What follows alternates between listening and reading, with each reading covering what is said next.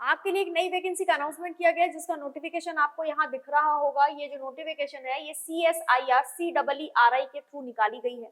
Technician की post है। Educational qualification क्या होने वाला है, सैलरी क्या होने वाली है, देखो सैलरी बहुत अच्छी है, मैं पहले ही बता देती हूँ। 63,200 रुपए यानी 63,200 रुपीज तक सैलरी यहाँ पर डिक्लेयर आपको की गई है, मैक्सिमम सैलरी जो आपको मिल सकती है। ठीक है, तो यहाँ पर अगर आप देखोगे कि CSIR CEERI जो है वो ministry of science and technology के तहत आता है, गवर्नमेंट ऑफ इंडिया की। ठीक है, अब आपका जो रजिस्ट्रेशन है, जो टेक्नीशियन की पोस्ट के लिए आप फॉर्म भरोगे तो कब से कब तक फॉर्म भर सकते हो, तो देखना start date for registration for online application 23/2/2024, 23 फरवरी 2024 से फॉर्म भरना शुरू है और लास्ट डेट जो है वो 28 मार्च 2024 रखा गया। काफी टाइम है, आराम से फॉर्म भर सकते हो। ठीक है, advertisement for the post of technician 1 है ना, टेक्नीशियन की पोस्ट पर ये फॉर्म जो है ये निकाला गया है।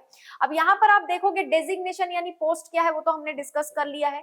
नंबर ऑफ पोस्ट अलग अलग कैटेगरीज के लिए बांटा गया, टोटल सिर्फ 28 पोस्ट निकाली गई है, लेकिन आपको तो एक ही चाहिए, है ना। तो देखो पे लेवल क्या होने वाला है, सैलरी क्या होने वाली है, 19,900 रुपए से लेकर 63,200 रुपए तक आपकी सैलरी जा सकती है। ठीक है, टोटल इमोल्यूमेंट अभी जब आप ज्वाइन करोगे तो अप्रोक्सीमेटली आपको 27,248 रुपए मिल जाएगा।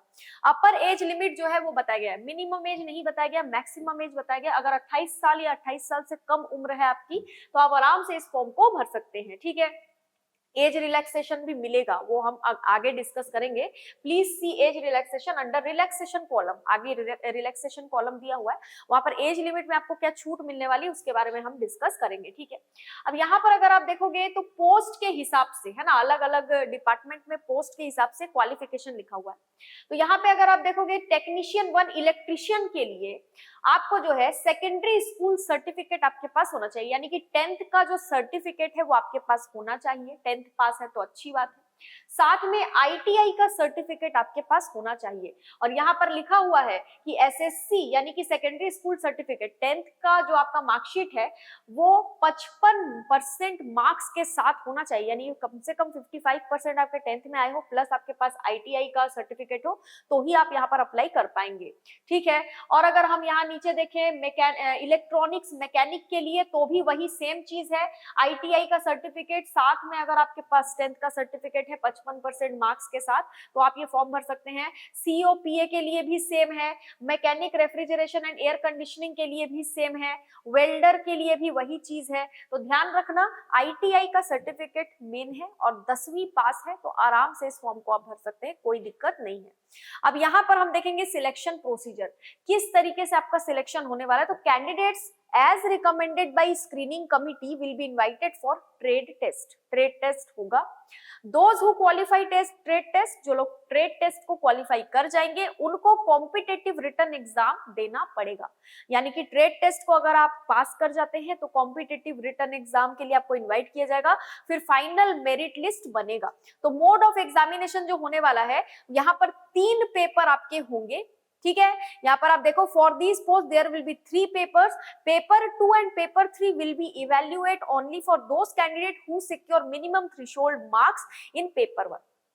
बात को समझो, जब पेपर 1 दोगे, पेपर 1 में अगर आपके मिनिमम कट ऑफ मार्क्स आए जितने चाहिए तो ही आपका पेपर 2 और पेपर 3 के जो एग्जाम है उनका इवैल्यूएशन होगा, नहीं तो नहीं होगा। मतलब पेपर 1 सबसे ज्यादा इंपॉर्टेंट है। ठीक है, अब मीडियम ऑफ क्वेश्चन, किस टाइप का मोड ऑफ एग्जामिनेशन कैसा होगा, MCQ बेस्ड क्वेश्चन आएंगे, यानी कि वही 4 ऑप्शन वाले क्वेश्चन आएंगे। OMR शीट पे आपका जो क्या कहते हैं, OMR शीट पे आपका एग्जाम होगा। मीडियम ऑफ क्वेश्चन क्या रहेगा, इंग्लिश हिंदी दोनों ही रहेगा।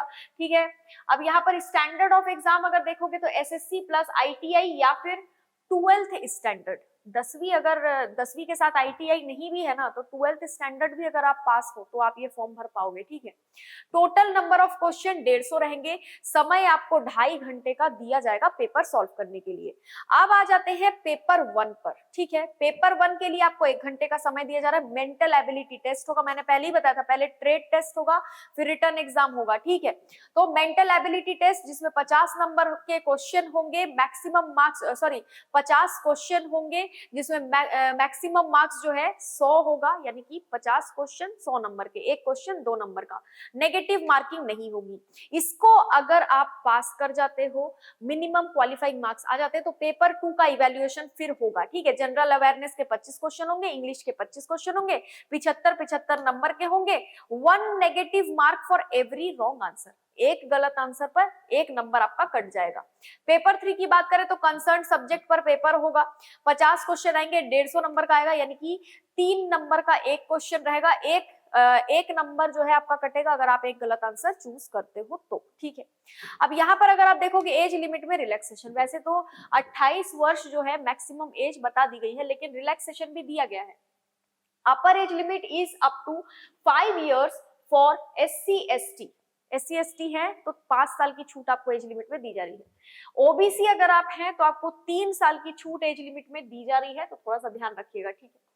Upper age limit is also relaxable up to 5 years for regular employees working in CSIR laboratories. अगर आप CSIR में वर्किंग है तो आपको भी अपर एज लिमिट में 5 साल की छूट दी जा रही है, ठीक है। अब और हमारे लिए क्या क्या इंपॉर्टेंट है जरा देख लेते हैं, बाकी तो सारी चीजें हमने डिस्कस कर ली है।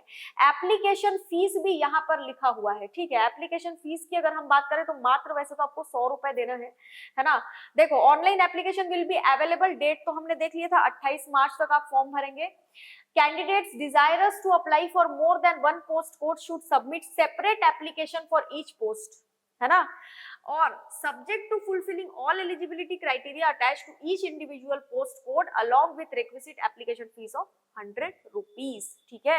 100 रुपए आपको फॉर्म के फीस के रूप में देना है।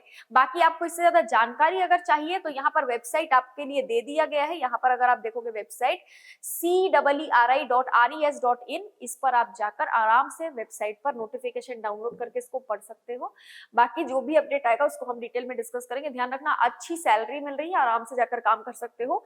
10th प्लस ITI या फिर 12th अगर आपने पास कर लिया है तो ये फॉर्म आप भर सकते हो। तो मिलते हैं अगले वीडियो में, आज के लिए इतना ही। Thank you so much.